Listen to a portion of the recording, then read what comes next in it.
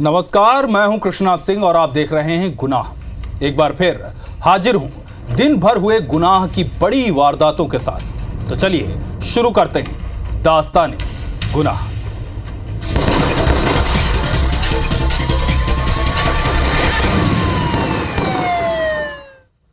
शुरुआत छत्तीसगढ़ की राजधानी रायपुर से, जहां अब तक आपने लूट, चोरी, डकैती, हत्या, रेप, मारपीट और ठगी की खबरें सुनी होंगी। लेकिन इस बार एम्स जैसे बड़े संस्थान में नौकरी लगवाने के नाम पर आदिवासी युवतियों को बंधक बनाया गया, उन्हें कमरों में कैद रखा गया। IBC 24 की टीम ने इस खौफनाक अपराध का खुलासा किया। देखिए रिपोर्ट।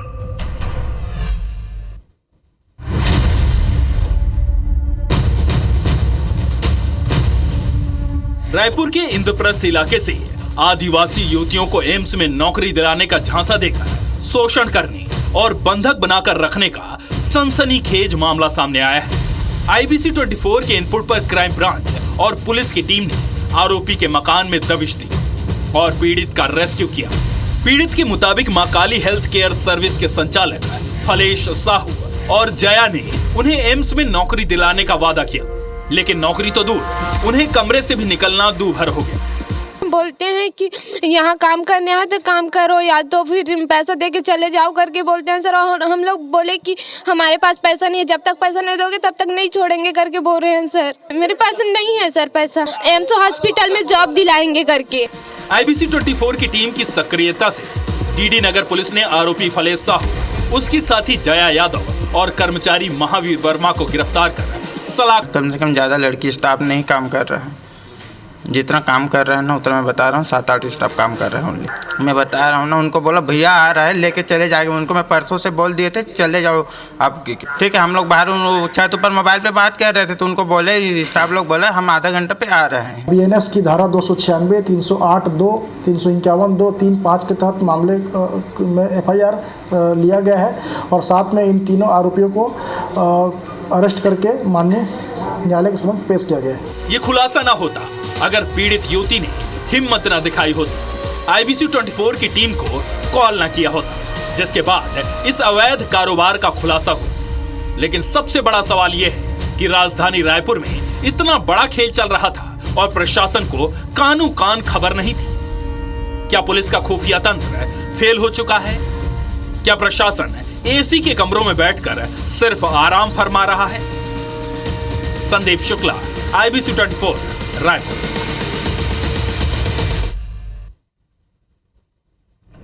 कहते हैं दोस्ती इस दुनिया का सबसे मजबूत और भरोसेमंद रिश्ता होता है। इसमें जो तुम्हारा वो मेरा वाला रूल चलता है। लेकिन ये रूल रीवा में काम नहीं आया। सिर्फ 400 रुपए के लिए, जी हाँ, सिर्फ 400 रुपए के लिए एक दोस्त ने अपने जिगरी को मौत के घाट उतार दिया।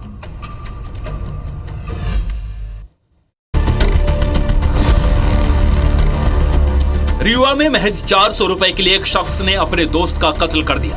करीब 1.5 महीने तक पुलिस कत्ल की गुत्थी सुलझा नहीं पाई, लेकिन एक कॉल रिकॉर्डिंग ने पूरा पर्दाफाश कर दिया। आरोपी ने कत्ल के राज को एक दोस्त से साझा किया। इस दोस्त ने कॉल रिकॉर्डिंग पुलिस को सौंप दी। पुलिस ने कातिल को गिरफ्तार कर लिया है। बैकुंठपुर थाना क्षेत्र के डिहिया गांव में उमेश वर्मा का शव संदिग्ध हालत में मिला। पुलिस ने पोस्टमार्टम कराया तो मौत गला दबाने से पाई गई। हमारा पैसा 400 रुपये कहाँ है दो, इसी बात पे दोनों का विवाद हुआ और विवाद होने पर उसने जो है इसको एक लात मार दी मृतक ने, उसका गला दबा दिया और गला दबाने से उसकी मृत्यु हो गई। तो आवश्यक कार्रवाइयाँ जो विवेचना की हैं वो संपन्न करने के बाद उसको JR पर न्यायालय के माध्यम से जेल भेजा गया। पुलिस के मुताबिक दोनों दोस्तों ने शराब पार्टी शुरू होने के बाद महज 400 रुपए को लेकर आरोपी लालता वर्मा ने अपने दोस्त का मर्डर कर दिया।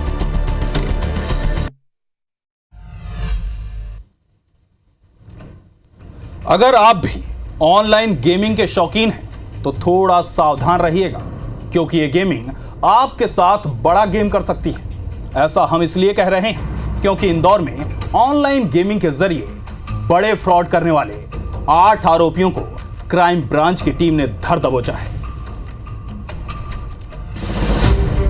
ऑनलाइन गेमिंग या बड़ा मायाजाल, इस जाल में जो फंसा हो गया कंगाल।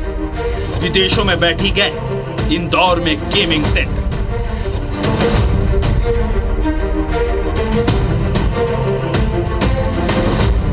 ऑनलाइन गेमिंग की लत आजकल बच्चों में ऐसी बैठ चुकी है कि कहीं ये बच्चे गेम खेलने के लिए माँ बाप का बटुआ खाली कर देते हैं तो कहीं ये नौबत हत्या तक आ जाती है। इस ऑनलाइन गेमिंग सेंटर को संचालित करने वाले 8 आरोपियों को इंदौर पुलिस ने गिरफ्त में लिया है।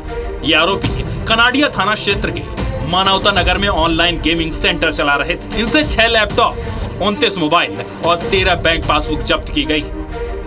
इनमें से 7 आरोपी मंदसौर जिले के रहने वाले हैं तो वहीं एक आरोपी बिहार का रहने वाला है। कुल मिलाकर 2 कमरों में 8 लड़के बैठे मिले। कई पासबुक मिली है इनसे, 13-14 पासबुक मिली है जो कि मूल अकाउंट की है, उनके खुद के अकाउंट्स नहीं है। इनके मोबाइल की जब तलाशी ली गई तो इनके मोबाइल में दुबई मनी एक्सचेंज के नाम से कुछ ऐसे नंबर भी मिले हैं। इनके कब्जे से फिलहाल 29 मोबाइल, 6 लैपटॉप और 13 पासबुक इनसे मिली हुई हैं। क्राइम ब्रांच को सूचना मिली थी कि कुछ लोग एक घर में ऑनलाइन सट्टा खिला रहे हैं। पुलिस ने बताया कि सभी आरोपी रॉक हार्ड के नाम से एक वेबसाइट बनाकर ऑनलाइन गेमिंग ऐप चला रहे थे। सभी एक टेलीग्राम ग्रुप से जुड़े हुए थे जिस पर इन्हें निर्देश मिलते थे, जिसके आधार पर ये लोगों को लालच देकर गेम खिलाते और पैसा इन्वेस्ट कराते थे। एक रॉक एक्सचेंज के जरिए एक पोर्टल बना हुआ है, रॉक एक्सचेंज, जो कि इनको टेलीग्राम के माध्यम से इनको ये पोर्टल मिला था।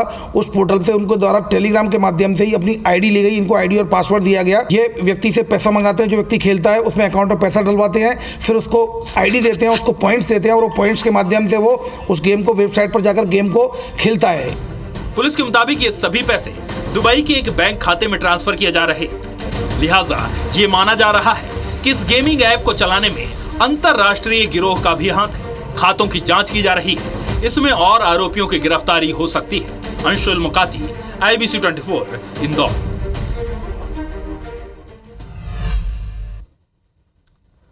सरकारी नौकरी कई लोगों का सपना होती है।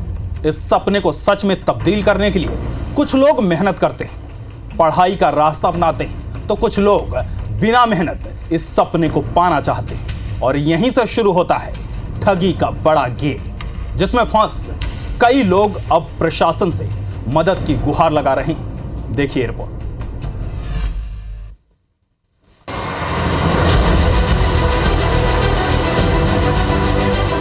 आज के दौर में सरकारी नौकरी सभी का सपना है।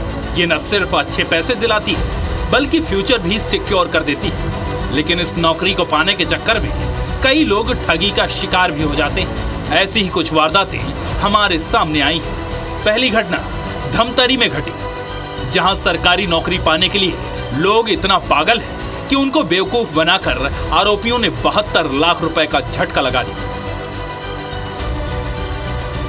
ठग भावेंद्र कुमार अग्रवाल ने खुद की बड़े बड़े मंत्रियों से जान पहचान बताकर मंत्रालय में डाटा एंट्री ऑपरेटर सहायक के 3 पदों पर सरकारी नौकरी दिलाने के लिए लोगों से 72 लाख रुपए ऐंठ लिए।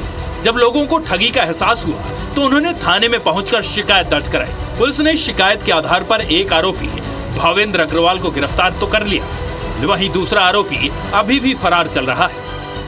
प्रथम दृष्टि को चढ़ाने पर अपराध पंजीबद्ध किया गया और उसमें जो आरोपी है भावेंद्र साहू, उसकी गिरफ्तारी की गई। अभी 2 आरोपी फरार चल रहे हैं इसमें। ये लगभग 3 लाख रुपए पहले किस्त में लिया था और दूसरे किस्त में भी कुछ पैसे उन्होंने लिए थे। इसकी विवेचना की जा रही है। वहीं दूसरी वारदात अंबिकापुर से, जहां सरगुजा संभाग के युवाओं को नौकरी दिलाने का झांसा देकर सैकड़ों युवाओं से लाखों रुपए की ठगी की है, जिसके बाद पीड़ितों की शिकायत पर पुलिस ने केस दर्ज कर जांच शुरू की।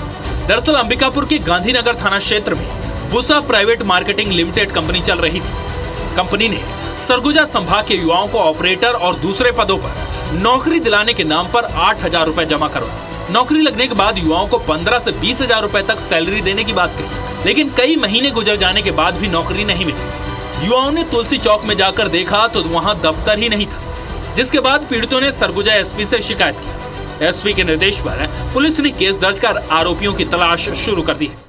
मेरे को तो बोले थे 15,000, किसी को 17,000, 16,000 ऐसे।